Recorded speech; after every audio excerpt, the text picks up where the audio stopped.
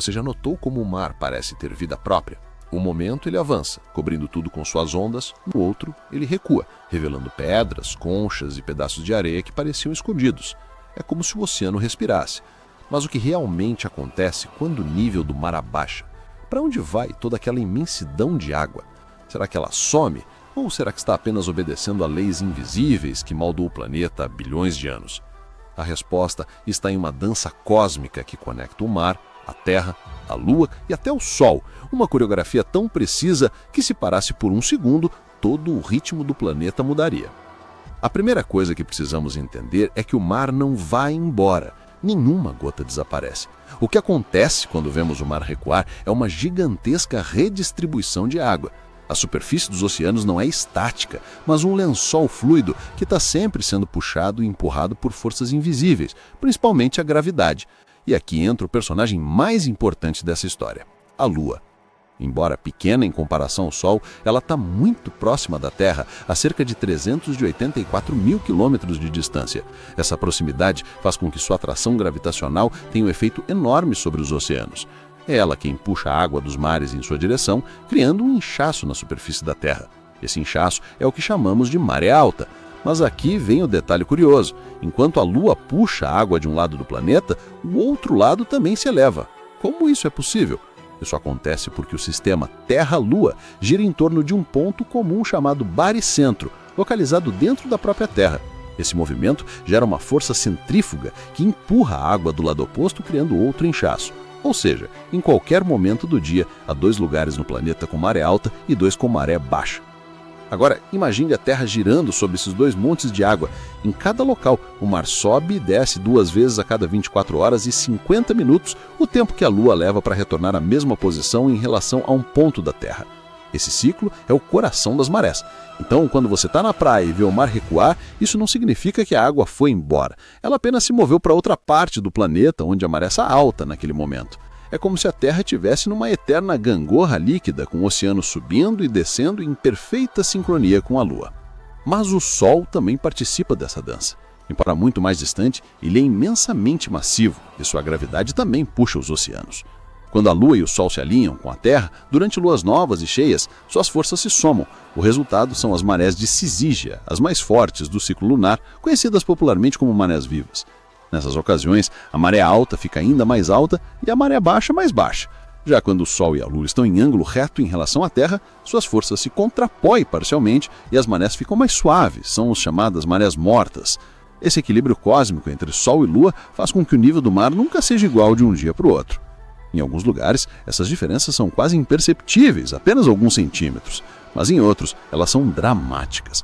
Um exemplo espetacular é a Baía de Fundy, no Canadá, onde o nível do mar pode variar até 16 metros entre maré alta e maré baixa. É o maior desnível de maré do planeta e ocorre por causa da forma geográfica da baía, que amplifica o movimento da água como um funil gigante. Durante a maré baixa, o fundo da baía fica quase exposto e barcos quentes flutuavam pacificamente e acabou encostados na lama. Horas depois, a água retorna com força colossal, elevando navios inteiros como se fossem brinquedos. Mas as marés não são as únicas responsáveis por variações do nível do mar.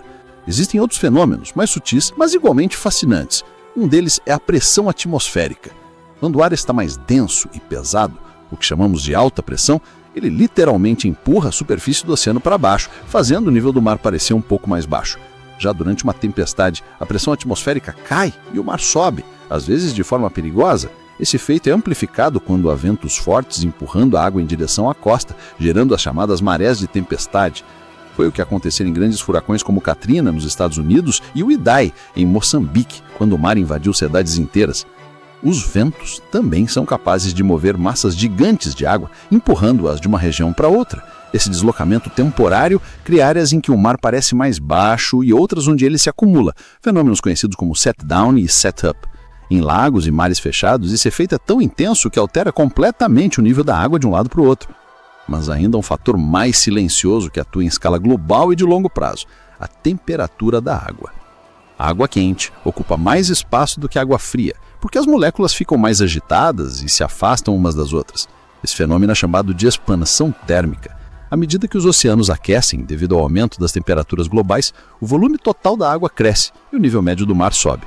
Estima-se que cerca de 40% do aumento global do nível do mar atualmente seja causado apenas por essa expansão.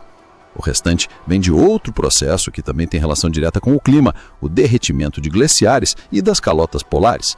A Groenlândia, por exemplo, vem perdendo cerca de 270 bilhões de toneladas de gelo por ano e a Antártica cerca de 150 bilhões.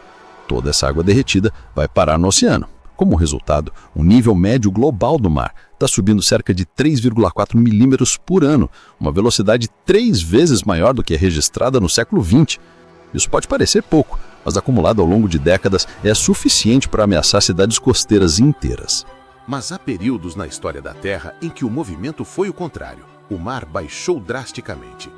Durante as eras glaciais, enormes quantidades de água ficaram presas em forma de gelo sobre os continentes. Com isso, o nível global do mar caiu mais de 120 metros, o que hoje é o fundo de oceanos rasos, como o Mar do Norte ou o Estreito de Bering, já foi terra firme. Nossos ancestrais atravessaram essas pontes naturais há dezenas de milhares de anos, migrando de um continente a outro sem precisar de barcos. Quando o clima aqueceu novamente e o gelo derreteu, o mar voltou a subir e engoliu essas antigas passagens. Curiosamente, os cientistas conseguem medir essas mudanças do passado observando testemunhos de gelo, sedimentos marinhos e corais fossilizados. Essas camadas registram como o nível do mar subiu e desceu ao longo de milhões de anos, acompanhando o vai e vem das eras do gelo. O que se observa é que o planeta sempre teve esse pulso natural, mas o ritmo atual é diferente e está acelerando por causa das atividades humanas. Mas voltando ao fenômeno diário das marés, existe uma curiosidade histórica fascinante. As marés intrigam a humanidade há milênios. Civilizações antigas, como os egípcios e os babilônios, já percebiam que as marés seguiam o ciclo da lua, mas não entendiam por quê. Os gregos tentaram explicar o fenômeno com ideias filosóficas e mitológicas. Aristóteles acreditava que as marés eram causadas pela respiração da Terra. Foi apenas muitos séculos depois, com o astrônomo e físico inglês Isaac Newton, que a explicação científica surgiu. Em 1687, Newton publicou o Principia Mathematica, e nele descreveu a lei da gravitação universal, mostrando que todos os corpos do universo se atraem. Essa mesma lei explicava por que a Lua não cai na Terra e por que os oceanos sobem e descem. Era tudo resultado da força gravitacional. Newton demonstrou que a diferença de atração entre o lado da Terra voltado para a Lua e o lado oposto criava as marés. Foi um dos momentos mais importantes da história da ciência, a primeira vez que alguém conectou um fenômeno da natureza à mecânica do cosmos. Com o avanço da ciência, os cálculos se tornaram tão precisos que hoje podemos prever as marés com exatidão de minutos. Observatórios, marégrafos e satélites medem continuamente o comportamento dos oceanos. O satélite Sentinel-6 Michael Friley, lançado em 2020 pela NASA e pela ESA, é capaz de medir o nível do mar global com precisão de milímetros. Graças a ele e a outros instrumentos, os cientistas acompanham como o oceano responde às mudanças climáticas em tempo real. Mas nem sempre o recuo do mar é algo natural e tranquilo. Em casos raros, ele pode ser um sinal de perigo iminente. Antes de um tsunami, por exemplo, o mar pode recuar dramaticamente, revelando o fundo arenoso e deixando peixes presos na praia. Esse fenômeno acontece porque a primeira parte da onda sísmica é uma depressão. Ela puxa a água por trás antes da enorme parede de água chegar. Foi o que aconteceu em 2004 no Oceano Índico. Muitas pessoas, ao verem o mar desaparecer, correram para ver o que estava acontecendo, sem imaginar que aquilo era o aviso natural de uma catástrofe. Minutos depois, uma onda colossal destruiu cidades inteiras e matou mais de 200 mil pessoas. Hoje, sistemas de alerta de tsunami usam sensores submarinos para detectar esses movimentos e alertar as populações costeiras antes que seja tarde. Mas mesmo sem tsunamis, o recuo do mar é um lembrete de que tudo no planeta está em constante movimento. A água que some na maré baixa não vai embora, ela apenas se desloca para outro ponto, guiada por forças que atuam em escala planetária e até cósmica. É uma coreografia invisível, mas perfeitamente ordenada. Se olharmos para o ciclo completo, percebemos que a água do mar participa de algo ainda maior, o ciclo hidrológico. Parte dela evapora com o calor do sol, forma nuvens, precipita em chuva, escorre pelos rios e volta para o oceano. Outra parte se infiltra no solo, alimentando aquíferos subterrâneos. Nada se perde. A mesma água que hoje toca seus pés na areia pode já ter caído como chuva sobre um vulcão há milhões de anos ou ter estado presa em uma geleira no auge de uma era glacial. é o mesmo líquido primordial que moldou montanhas, alimentou florestas e deu origem à vida. Pensar nisso muda completamente a maneira como vemos o mar. Ele não é apenas um corpo de água, é um sistema vivo, em movimento perpétuo, conectado à atmosfera, às marés, ao clima e até ao espaço. Quando a maré baixa e revela aquele pedaço extra de areia, o que você está vendo é o planeta em ação, um relógio natural ajustado pela força da Lua. Hoje, com toda a tecnologia moderna, sabemos calcular, medir e até prever o comportamento do oceano. Mas, no fundo, ele continua sendo um mistério que nos fascina.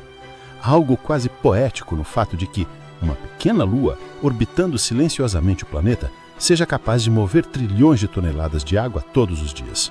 É uma lembrança de que vivemos em um sistema delicadamente equilibrado, onde tudo está conectado: o espaço, a terra e o mar. A próxima vez que você estiver na praia e o mar começar a recuar, tente imaginar essa dança cósmica acontecendo sob seus pés. Pense na gravidade da Lua puxando o oceano inteiro, como se fosse uma respiração lenta do planeta. Nenhuma gota foi perdida. Ela apenas foi responder ao chamado da Lua, e algumas horas depois o voltará, trazendo consigo a mesma energia de sempre. O mar não vai embora. Ele apenas muda de lugar, seguindo o ritmo invisível do universo.